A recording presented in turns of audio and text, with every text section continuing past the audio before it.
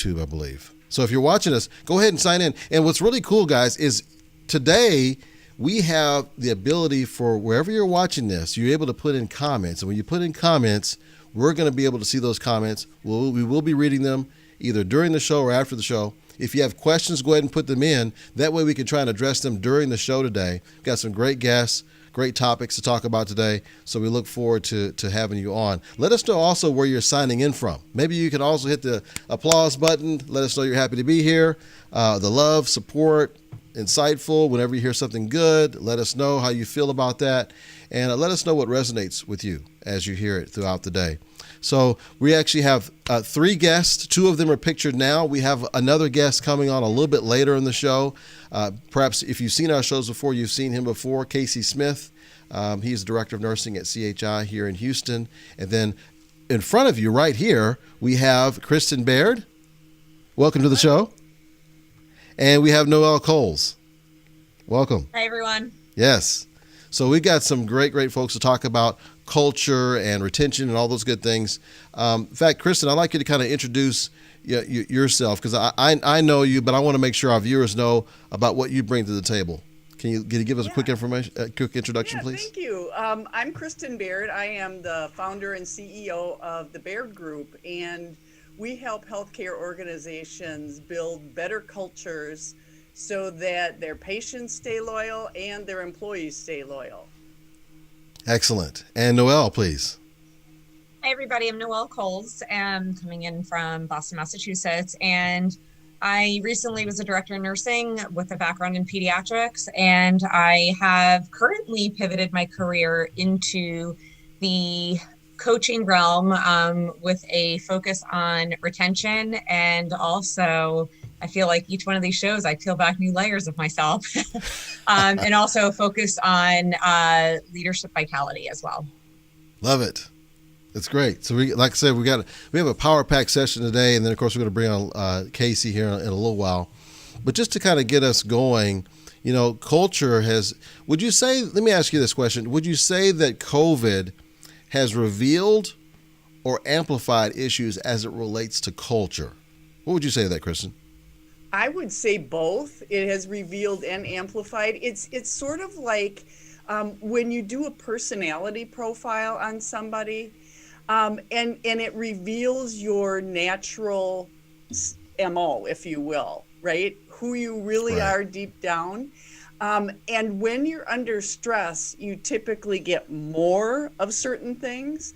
And I would say absolutely that COVID has brought out some of the best and some of the worst of cultures because it is, the MO of the organization.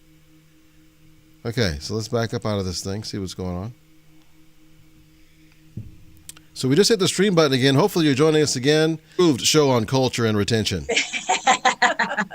You saw the first edition just now, and this is the second edition. Bolder and better. You are the king of this. I love it.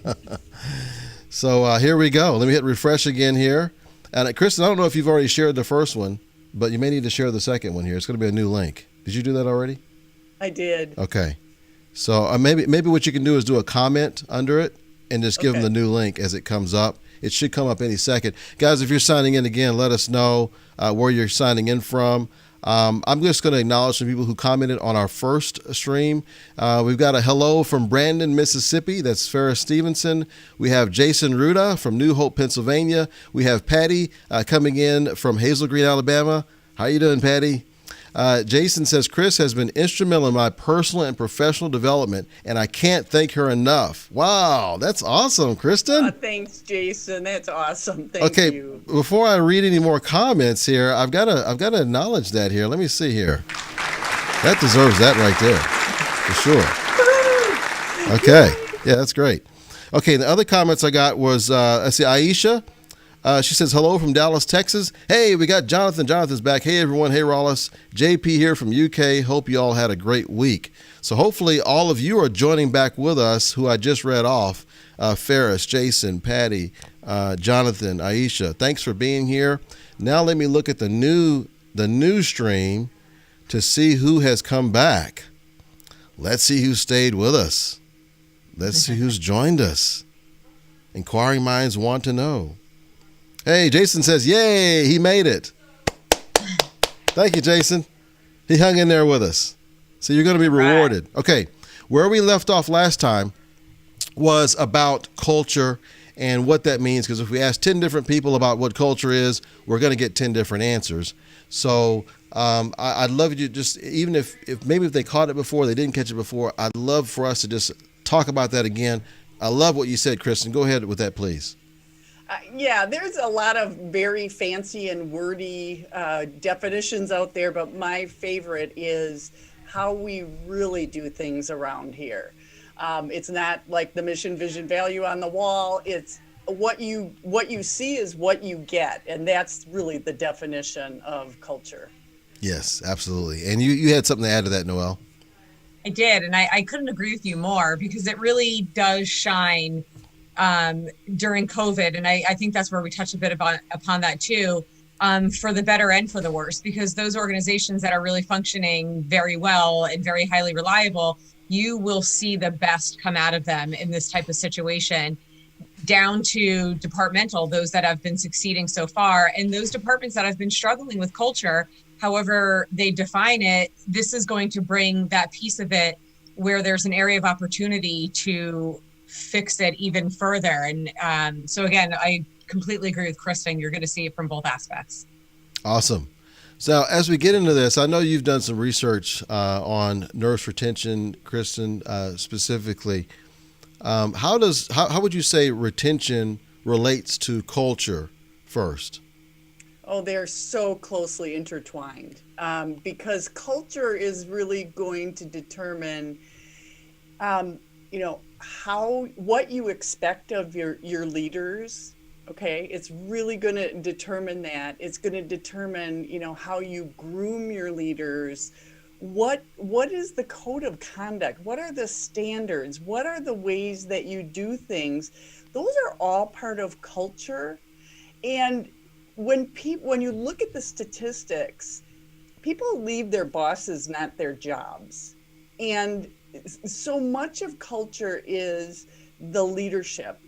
Is the leadership rock solid? Do they have a strong sense of values in the organization? Is that carried through? So they are so closely related. And when I did a white paper earlier this year, I had done a ton of interviews with executives across the country to find out, how they see the whole retention issue, particularly among nursing.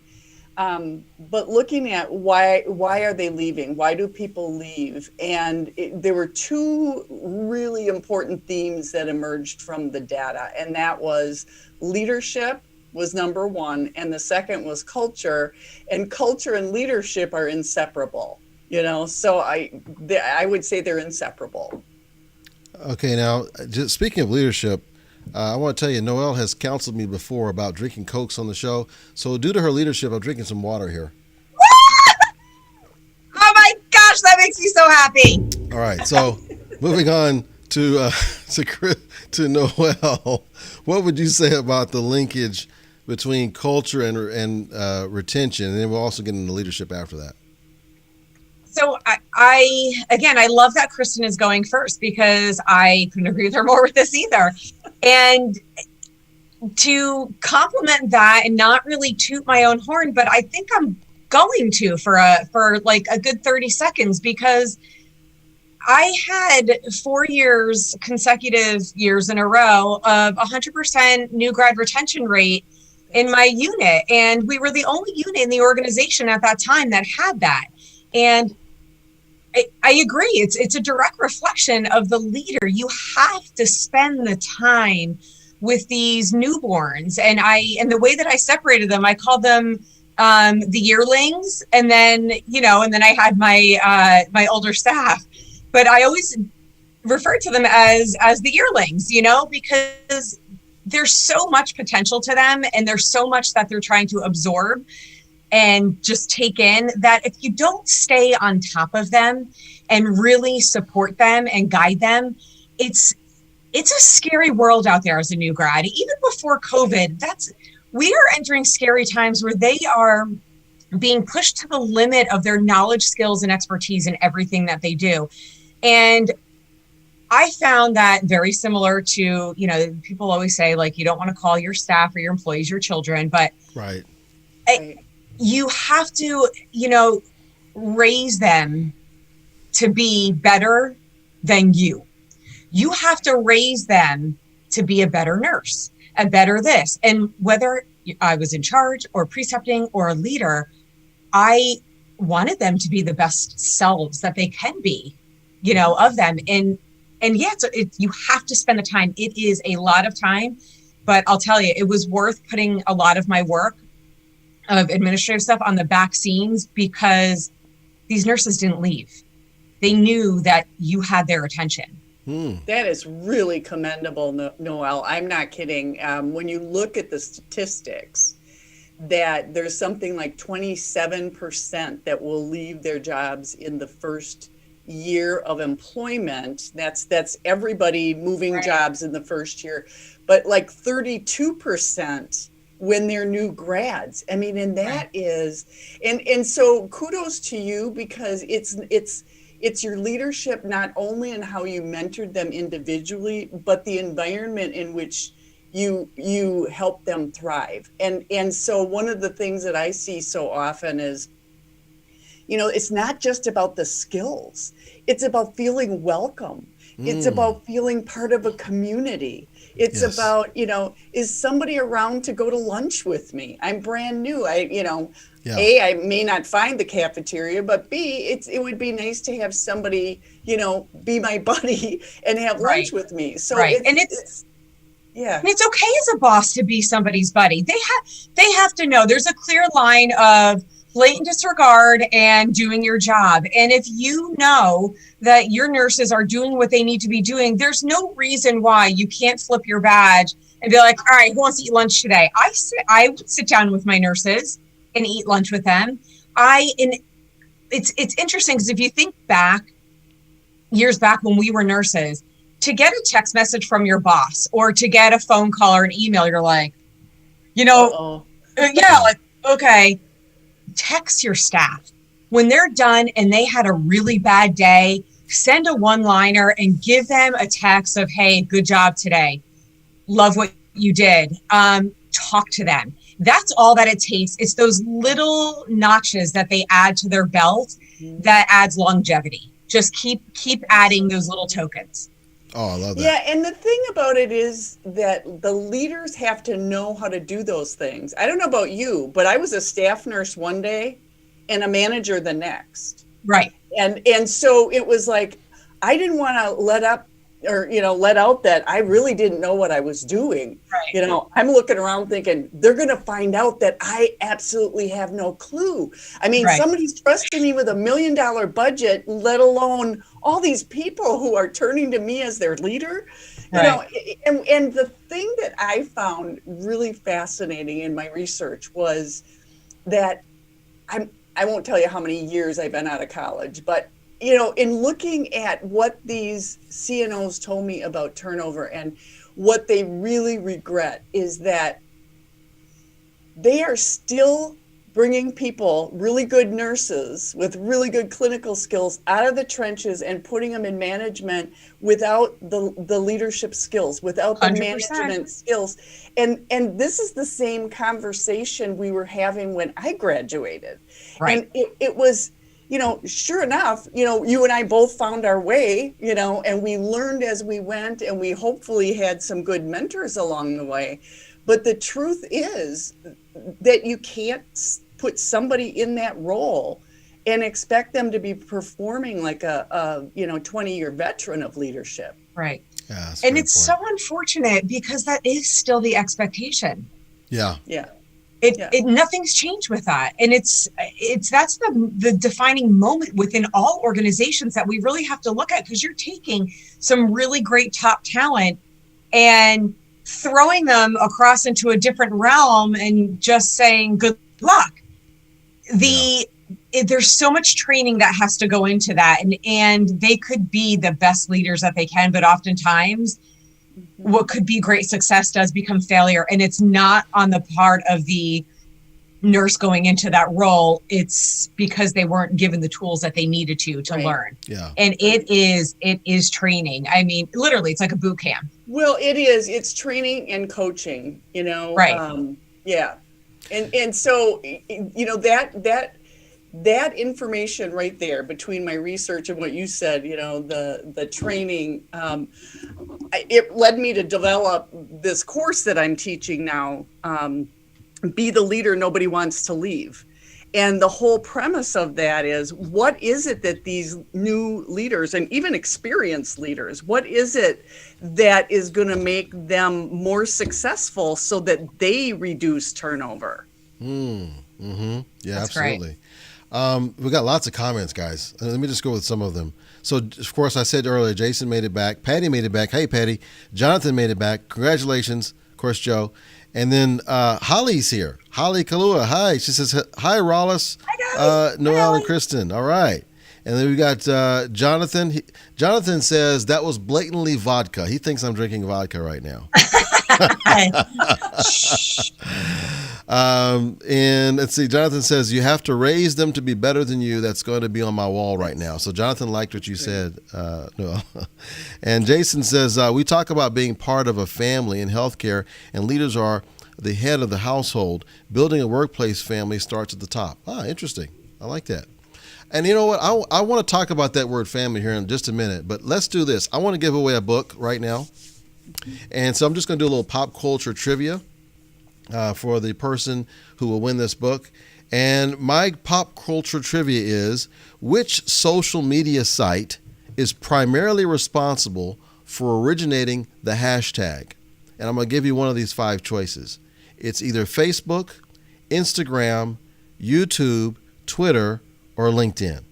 Which one do you think it is? Which one originated the hashtag? Okay, now while you guys are answering that out in the comments, I'm going to ask our 2 guests, and we will get back to our main discussion, but I'm going to ask our 2 guests an interesting question here. Are you guys ready? You want a would you rather? A never have I ever? Or just an overall open-ended question? Let's go with open-ended. Okay.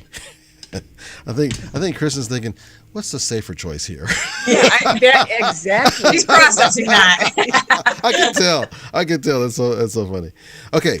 All right. So, who is your favorite all-time musician or singer? Oh gosh, you know, that is a toughie. You know, I've been listening to a lot of Billy Joel again. You know, they put a Sirius channel up, and I've just been in heaven listening to all these songs by him. So I'm going to put him right up there. Awesome. Okay. How about you, Noel? Oh gosh, that is a great question. And I saw Billy Joel in concert 3 times already within the last 10 years. He's amazing. It amazes me. My God, I don't know. Okay, so while you're thinking about that, what's your favorite Billy Joel song, Kristen? What's your favorite one? Probably Uptown Girl. That's a good one. I like that one. Just because I loved it in that, I think it was in the movie Trainwreck, and it was just such a cute scene. Yeah. I was, you know, when I was growing up, teens and all that, the Uptown Girl was very popular. But as I got older, I discovered some of his older music, like Piano Man. And that's also one of my favorites by Billy Joel. I could sing that album all day long. Yeah. So Aisha says, so true. Support is important. And Jason says, same goes for physician leaders. Most docs wake up one day as the chief and don't have the skills to be a leader of their peers. So true. That's a great point. So true. Okay, I want to go back to this word family for a little bit before we go back to the culture versus leadership. I want to get your opinion. I'm not really fishing. I just want to get your opinions on this. Different people have different connotations with the word family. And so they say, we're a family here. Some people don't have necessarily a great connotation with the word family because maybe they didn't have a great family life. So I want you guys to let us know, what's your opinion on the usage of that analogy and that word in describing the workplace? Do you think it's appropriate? Do you think it's something we should be careful of? Do you think we should use it more? I would love to get y'all's opinion on that. I Go came ahead. from a loving, very large family. I'm one of 10 children, and my mom used to say that she was the CEO of a large nonprofit organization. So for me, the use of the term family is a positive connotation. At the same time, I've seen a lot of dysfunction out there. So rather than use the term family, I like to think about teams and Mm. collaboration. Okay, I like that. Okay. What do you think, Noel? We use it often because I worked in pediatrics, right? So you you'd like to see it as it being this wholesome, positive thing, but you're right. I don't think many see it differently if you haven't lived in that environment before. So I think that's a great question, and it does actually make me pause to think how you use that word Hmm. as often as we do. Yeah.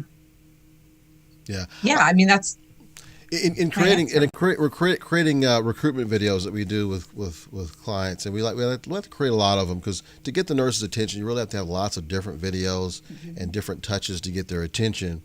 But when if I ask 10 different facilities and I ask the nurse what's it like working here, and probably 9 out of the 10 will say it's like a family here. And so what I do my next question is, what does the word family mean to you? Describe what you mean by family, and that usually helps it progress a little bit more. That way they can kind of give it in their own context what they mean, and we usually use more of that. If we're going to use the word family, we try and use some description behind it because I've Right. seen some very very dysfunctional situations where the word family may actually evoke a negative response from them, whereas But I came from a great family, so it's good with me. But I know right. that there's a lot of situations where it's not necessarily that way. So I like the part about team, Chris, and I like that analogy as well, using the word team. And I think it's all how you really what the perception of that is because family doesn't necessarily have to be blood related, right?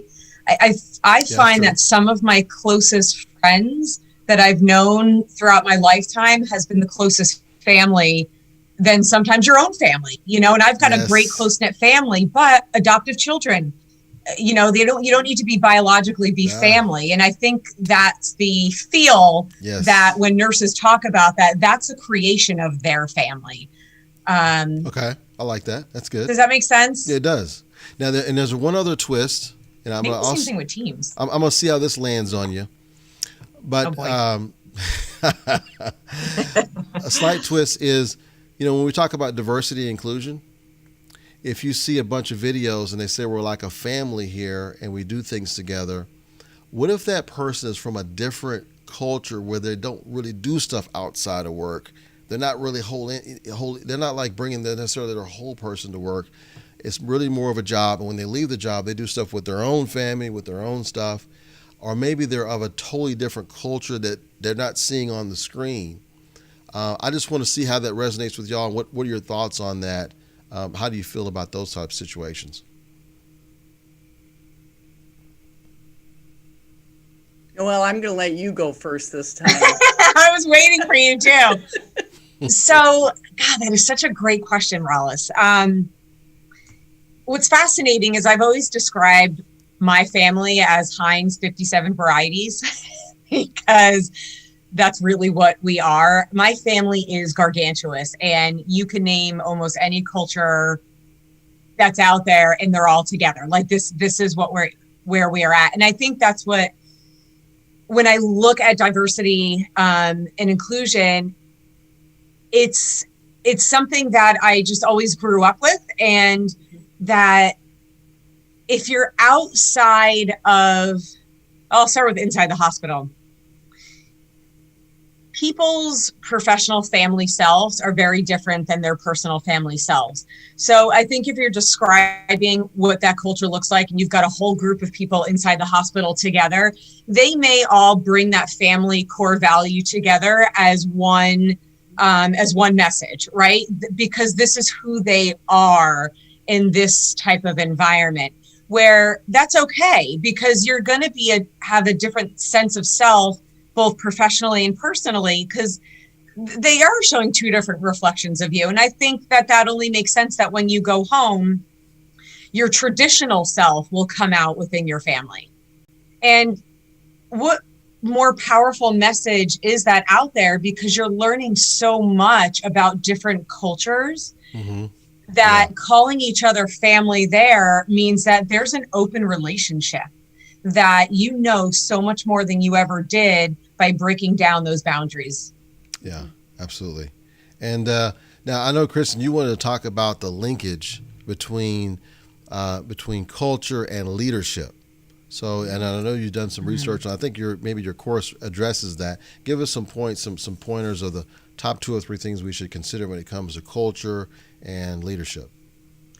Yeah, well, with culture and leadership, if it's a culture of true ownership and accountability, then there's going to be a certain set of competencies that you build among your leaders, right?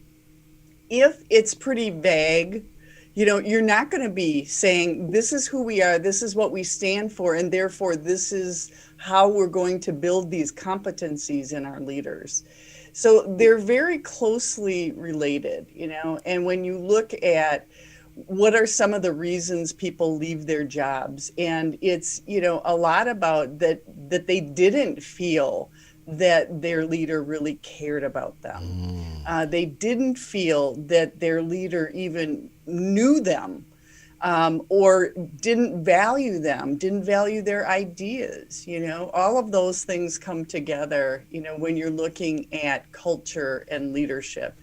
And then who's keeping an eye on, the employee engagement, that if you see turnover, I mean, that's closing the gate after the horse is gone, the person is out the door, you do an exit interview, and then you find out it was a lousy situation. Okay. So you want real-time information, pulse surveys, really getting at what's the engagement level, and who are the rock stars in your organization. Like it sounds like Noelle was definitely a rock star if you kept your staff, so what I would want to look at, what is Noelle doing, and how can Noelle help me? Let's say if I'm a struggling leader, so making sure you have those things in place. Okay, so listen, looks like I think we have a winner here, guys. Okay, so the answer to the trivia question was Twitter. They're the originator of the hashtag. Oh. So Joe, can you let me know who it is that answered that first, and we will make sure that they get a nice little prize. Let me ask you guys this question. In fact, Kristen, you've written several books, if I'm not mistaken, correct? Okay. Brian Hudson's the winner. So tell us about the book you would love for our audience to know about first, and that's going to be one of our books today. Tell us about that. Okay, Raising the Bar on Service Excellence: The Healthcare Leader's Guide to Putting Passion into Practice. And it's really a lot about the leadership things that I was just talking about. Awesome. Okay, so if you would like to win a copy of Kristen's book, Brian, that's your choice. If you've already read that book, or we have other books that you can choose from, Joe can give you a list, but that's our featured book for today. Okay, so let me look at some of these comments here. Lots of stuff here. Okay, so Jason, I already read that about Jason. Oh, here we go. Ferris says, this is Dr. Ferris Stevenson, absolutely spot on. In that culture and leadership intertwine, leaders must know the history of the organization, environmental culture, in order to effectively operate and lead. And then Holly Kalua, she says, I used to watch VH1 and enjoy Uptown Girl with Christy Brinkley. Oh, yes, I remember that. That's right. Patty says, I've always used Work Family. Oh, that's interesting. She put work in front of it. Work Family, but had a wonderful childhood. I never really thought of it as a negative thing. That is an interesting view. Aisha says, I use it all the time. It let your potential staff know what they're coming into and expectations. And Holly says, yes, our positive Hawaiian term for family is ahona. Oh, I like that. You don't have to be blood related. That's the Noelle's point. Jason says we're all part of the human family, no matter what our cultural background, religious preference, race, or sexual orientation. We are one. Kendra says, I agree with Miss Noel. So did you want to comment back on any of those comments? Thanks, Kendra. No, I don't. I mean, I think it's no, I don't mean like that. No, we love you, Kendra. Thank you, Kendra. Yeah, but that's what I mean. Like, no, I agree. I mean, because we can just go back and forth and agree, but it is. We are all one, and I love that, and I think that's why. And to be honest, like growing up and having my children grow up in LA was like such a wonderful experience because they saw nothing but what it was. And moving here, they actually thought, I'll just quickly share this with you. My oldest at the time when she was 7, she came home from school one day and she said, Mom, it's really boring here. I go, what do you mean? She goes, there's white people everywhere. And I'm like, what? She goes, there's nobody. Everyone is the same. And I just like, how honest can a 7-year-old be in a moment where they don't see that, you know? Yeah. My nanny's African American, and Skylar, my little one this summer, was outside all day long, every day. She goes, Mommy, I really want to be the color of Nina. It's so beautiful. Am I getting there? Nice. And I love so it. sweet. I go, no, honey, but I would love to be that tan too. Okay. But this is just, it's how you raise your children. It's going to be how you raise your staff. If you raise them all to if everyone is one person, you're not going to see the difference between culture, religion, all of that. And that is your work family. Yeah. You mean it's something like this? Yes. We're just like all one big work family, working together and getting along 100%. and sharing ideas and all that kind of good stuff. Awesome. Okay. So I got another question for you here. Okay, we want to talk about this too. What are some things that leaders can do right now to improve their culture or retention? Maybe, Kristen, you can talk about culture primarily, and then Noel, let's start with you talking about retention. What are some things that nurse leaders can do to improve retention? Honestly? Oh, sorry. I thought you said Noel go first. Yeah, we'll let Noel go first. Yeah. Go ahead. Oh, okay. Honestly, take a pause and talk to your staff. What does retention look like to them? You can speculate all you want as a leader what retention looks like, but until you peel back the layers and talk to your staff individually, retention is not a one size fit all for each employee. You've got millennial retention, you've got new grad retention because they can come in all different ages. You've got senior nurses, again, can come in all different ages, right? Right. And you have got to customize retention to the individual. And once you see that, you may find a pattern and you may find a trend, but know your staff and know what's going to keep them. I like that. Yeah. What about you, Kristen? I'm going to spin off of what Noel just said. Sure. Know your staff and know what's going to keep them. And you cannot know your staff when you sit in your office, right? When you spend all day, every day in meetings, you've got to be out there among the people. That means rounding regularly, having meaningful conversations with your people. And then one other piece that there's a lot of, overlap between what you can do for the culture and what you do for retention, because really they're one and the same. But I'm a big proponent of doing stay interviews. And everybody knows how to do a hiring interview. And a lot of us have done exit interviews. But doggone it, you want them to stay.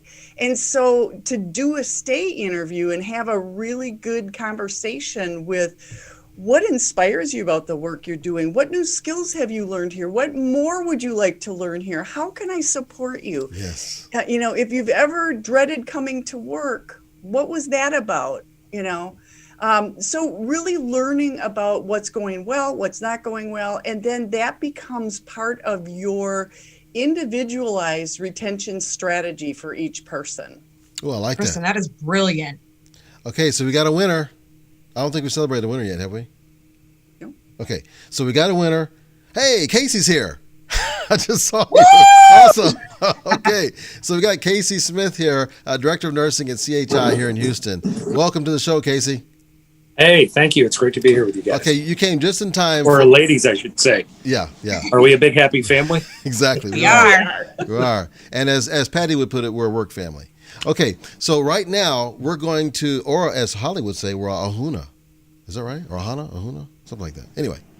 All right, we're going to announce the winner of the contest, which is actually, and I'm going to put this on the, it's actually Brian Hudson. So congratulations, Brian Hudson. You won the trivia question. We're going to give you a little applause there too.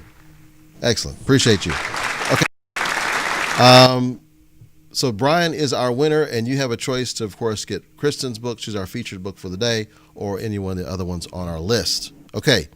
Patty says to Holly, nobody will be left behind or forgotten. She asked that question. It's Ohana. Ohana is the word. You don't have to be blood related to be family in that Hawaiian term. I love that. Jonathan brings up an interesting point. He says, in terms of Ross's question, I think that if someone doesn't associate the value of family with work, or can't for whatever reason, maybe there is a case of it being the wrong organization or job type for them. Square peg, round hole. But better still, what if the family adopts these kinds of people, but accepts that they will live on the fringe and be okay with that? I'd love for you guys to discuss that. First of all, since Casey's new, do you have any thoughts on that? We'll give you first shot at it if you want, Casey. What do you think? Well, I mean, I think there are those people that always be on the fringe, but I would say what Kristen says is generally the conversation that we have not only in hiring, which is true, but also I try and meet with my people at least every 3 months and have that exact same conversation. It is driven, basically, any organization is driven from your yearly evaluation that you give your people. Those topics are in there, and part of it is their growth, how they're going to grow in your institution. Whether it's on the fringe or whether it's not, I think sometimes that gives some maybe negative context there. But like me, my staff, they float around to all the different units. So yeah, they're not the people that are there every single day. They may be there once a month. So I think that's more, you have to define what that is. But irregardless, back to, I think how you could even engage those people is you really drive a plan for them. I think that is going to drive their engagement. It's going to drive their value to the organization.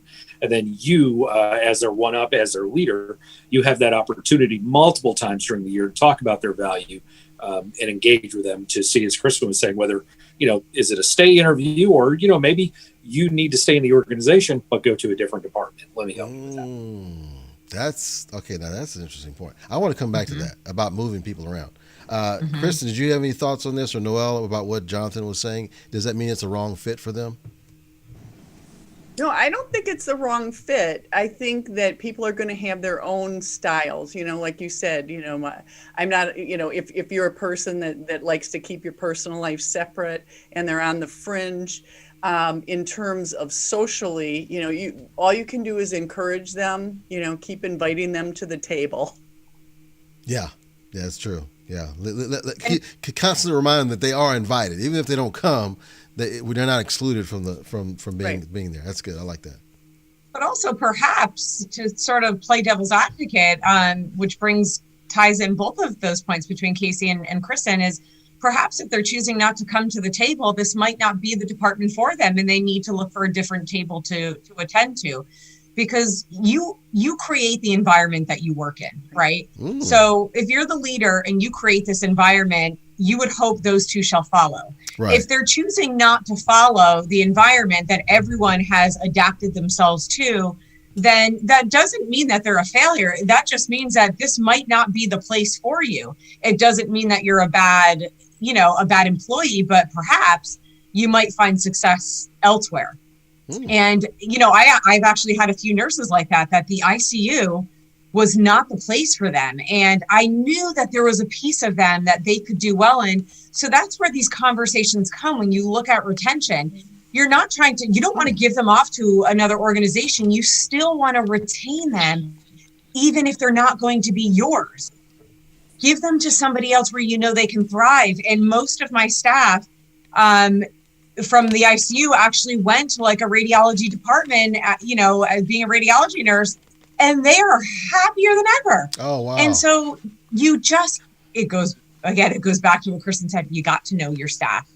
You have to know them and just keep them. If you keep them within the organization, the whole organization is going to thrive. This feels almost like a team debate on Fun and Games Friday, because you guys both gave great sides of the coin on both sides. Do we win prizes? Maybe we'll have Would to you go- rather work for Noel or Casey? I love it. Yeah, that's really cool. Okay, so I don't know if we fully explored this, Casey. If you were on, we mentioned this, but what are some things that leaders can do right now to improve either culture or retention? So that's free format. Just go with that. Whoever wants to talk on that. Yeah, I was listening. I was on the other show, and then this as well. Okay. I think a lot of it, especially with the COVID, you initially were talking about what impact did COVID have on culture. It's really walking around thanking your people, thanking them for showing up. We're in healthcare, so you're actually taking care of other people, but finding out how they are. I've had quite a few of my staff just leave due to personal issues and or because of health issues with loved ones, that their life is now changed, and so they have to move it around. Let them know they're always all welcome to come back. But if it's just one direct action that you can take on a daily basis, thank them for showing up, and thank them in their place of work, not down here in my office, but up there where they're caring for people. And I think that sends a very strong message to them. I like that. That's I have to agree. And all the people I've interviewed, they by far the majority agrees with what you're saying about doing those rounds and being with them. Excellent. Yeah, any other points you wanted to add, either Noel or Kristen? Just, I would agree with Casey that, that thank you and layering on recognition, thank you is a part of recognition and acknowledgement, but making sure that you are constantly giving recognition where it's well deserved. And I always say there's 3 P's, that it should be prompt, personal, and plentiful. Okay, we got to marinate out that one. Give it to me one more time, please. Prompt, personal, and plentiful is the formula for great recognition. Prompt, personal, and plentiful. Hey, Joe, can you put that down for us in the comments? I like that. I like that. Yeah. It's a different, so we've been hearing a lot about PPE, but we also need to know about PPP, which is prompt, personal, and plentiful. Did I get that right? Yep. Awesome. Yeah, and it's almost the holidays. That can be our Thanksgiving dinner as well. There you go. It's multi-use.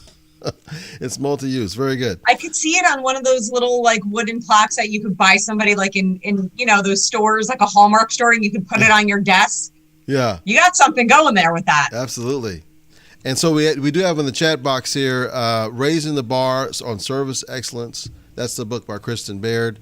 And Holly loved your point too, Kristen. Brilliant. Stay interview. So she loved that point. Okay, in the comments, I want you guys to tell us what resonated with you the most when we're talking about describing how the culture is in a particular organization. Using the word family, using the word team, using the word work, the phrase work family, using Ohana. Were there any other ones we mentioned besides that? What's your favorite one in the comments? I want to know. What's your favorite way to describe the culture in an organization? And of course, to use Kristen's phrase, that's how we do things here. I like that. That was good. Excellent. All right. So one of the other things we want to discuss today too is what are some things that the organization can do? Okay. We talked about what the leaders can do, but what are some things that the organization can do to improve culture and retention? Who wants to start? Noelle, you want to start with this one? No, Casey does. I was going to say I'm trying to let Casey take the lead here now since he didn't get in. This is actually Casey's He question. hasn't gotten Casey's the show airtime. now. Casey's question. So, what do you think, Casey? Well, I think it really starts at the top. You have to have them show up. I always like this reflection. People will not love your organization until your employees love your organization.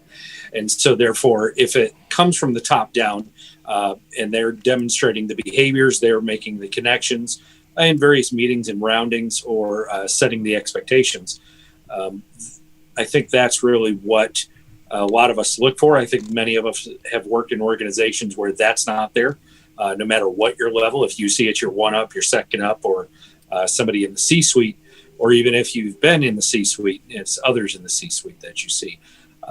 You very often can see a drastic change when there's movement there and or you start the conversation with people down the path of improvement with that, and then subsequently you begin to see improvement in those areas and those people associated with those people, and hopefully in some of the processes too that go along with that.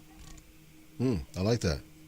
I would agree. And I would say it all rolls up to values. You know, if that senior level can articulate the vision and the values very clearly, and then strategically communicate consistently so that they're always coming back to everything we do rolls up to our mission, vision, and values, and helping people to really connect. I mean, we're in healthcare. I mean, nothing's more connected to purpose than healthcare, you know? So Absolutely. I think it just takes some strategic communication planning, but it's right there.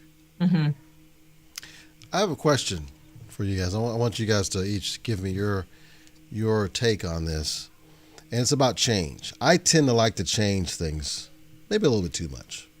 My team has to sometimes reel me back with changing. Okay, do you feel that organizations are changing too much and not allowing whether it's culture or what have you, not allowing the employees to adjust? Or do you think organizations haven't been changing enough and need to do more to improve and change in the culture of organizations? I'd love to get each of your takes on that. I think it depends on what change you're talking about. Because if you look at, and so I'll give you like a bird's eye view from looking at healthcare from the West Coast to the East Coast, right? So being on the West Coast, where I worked, I found that we had everything was changing rapidly, state of the art. We were electronic documentation and using integrated pumps 12 years ago. There was a different type of change catalyst happening there that when I moved across the country 4.5 years ago and came here, and you look at Boston being like the medical mecca of healthcare, there was so many amazing things that they were doing in the surgical world with patients. But when you looked at what the nurses were doing, I was scratching my head and baffled that nurses are still calculating drips by calculators in hand, drawing up their own medications, that which pharmacy does now, being the true MacGyvers of nurses up until 4 years ago. So it's really fascinating when you look at change and how fast organizations, depending on the region you live in, will move faster than others. It was incredible to see, whereas like we had all the bells and whistles out West, but yet some of the advanced technological things that they were doing in surgery were there, but not nearly as where they were in Boston, but yet we're still rolling people on like wooden gurneys, which I'm exaggerating that, but you know what I mean. Right. That's great. Yeah, it's different, but it's also different in a way where you have to take each one of those environments and add them to your growth, add them to your knowledge, because you will learn so much in each different area that's what's going to create the bigger and the better you as an organization. And what I'm seeing now, and Casey and Kristen, correct me if I'm wrong or if you're seeing this, is organizations are not about I'm better than you like they were years ago. So many organizations now are relying on each other to provide advanced healthcare needs to the patients, where now it's more of like, this is working. Hey, can I get a piece of that? How do you know that? And they're coming together and collaboratively talking about what we can do collectively as a team. Very good. Okay, so does anyone else want to add to that? Yeah, I think there's definitely market forces that are driving a lot of the consolidation. I mean, that's kind of outside the scope here. And there's a challenge there when you have those cultures from those different areas coming together. I think there's always a quotation from Buckminster Fuller. He always talks about, you never change the existing reality by fighting it. You just invent some new reality that makes the current situation obsolete. Yes. And so it's very interesting is that as a travel nurse, for 3 years. This was back in the late 90s. You did see the different practices on different units. A small community facility in Arizona was doing what Noelle was saying on an acute care floor, what the ICU was doing at NYU. And it was really drastic, but then you have the competency of that staff, the support of that staff from the physicians, from the leadership, from the people there. It was just every day. And I think we've worked with people like this, and we've worked in, I always like to use the word mature organizations like this. I think to Kristen's point is the organization I was in, the marketing was so mature to the staff that when you were rounding, you could easily see that they got some of the material, the internal materials for our values and our pillars, if you call them. And I could walk in that ICU rounding on one of the staff members and saying, you know, what you just did there directly connects to this that just got sent out. You doing this, you doing that, you make that link for them, and then they understand it. What's really wonderful, not just for them, but for the real purpose, serving the patients in the community, is you have safer practice. Your community gets better care because of that, because you can make that link. But a lot of this is only because you had a leader that helped you make that link, and then you're like, oh, yeah, that's really insightful. Let me see if somebody else thinks I'm insightful. Hey, now I'm insightful. Now you got to find another leader because they left. Give me some more insights. I don't sound too smart today. That sort of stuff. But yeah, I completely agree. And I also think that, not the politics involved, but you begin to have the market where you want higher quality care. It began in the late 90s. A lot of these mistakes, what Noelle was talking about, nurses drawing up drips. I mean, there's so much room for mistakes and all of this. So you try and standardize a lot more of these work processes so that you can assure the quality care that you want to give and not have all these medical errors that harm people. Right, absolutely. So I want to give away another one of Kristen's books here. I got another trivia question for you guys out there in the comments. By the way, in the comments, I do want you to let me know, what do you think? Do you think the organizations are changing too often, or do you think they're not changing enough? Just curious. All right, so here's my trivia question for you, and the winner will win one of Kristen's books. Jane Goodall is considered the foremost expert on what animals? So she's a famous person. Quit giving away hints, Casey. I didn't even see what she did. That was amazing. I didn't see what she did. He's not going to repeat it. What he did. Don't. That was amazing. So is it gorillas? Let's see if they're paying attention. Is it gorillas, African golden cats, chimpanzees, or elephants? What type of animal is Jane Goodall considered the foremost expert on? All right. So as we move on here, I do have a question for you guys. What's the greatest book you've ever read? Let's do this. Let me change up a little bit. Within the secular or nonfiction world, greatest book you ever read? Am I going to get shot down that I'm not a big reader? That's okay. You can even name an article or a video if you want. I was going to say, that's all. I focus on literature. So nonfiction? Nonfiction. Yeah. I think it's by Michael Roberto, and it's The Art of Critical Decision Making. I've read it. I have it on LinkedIn. I have it on Audible, and I like listening to it. And I like listening to it because I think I said this on one of your other shows. Or no, actually, this was something I did for my company. They had us talk about leadership. And a lot of it is he uses a case method, so you get a lot of different stories out of it. And the concepts from those stories are always applicable to other stories that you have or situations that you come across. Interesting. Joe, please write that down for us. I'd love to. Okay, we're rounding up towards the end here, and I wanted to give you guys an opportunity to talk about anything you're working on that you'd like to tell folks about. I know, Kristen, you alluded to a course you're working on or have been giving about culture and leadership. Did you want to just briefly talk about how folks, just an intro to it and how folks can connect with you on that? Yeah.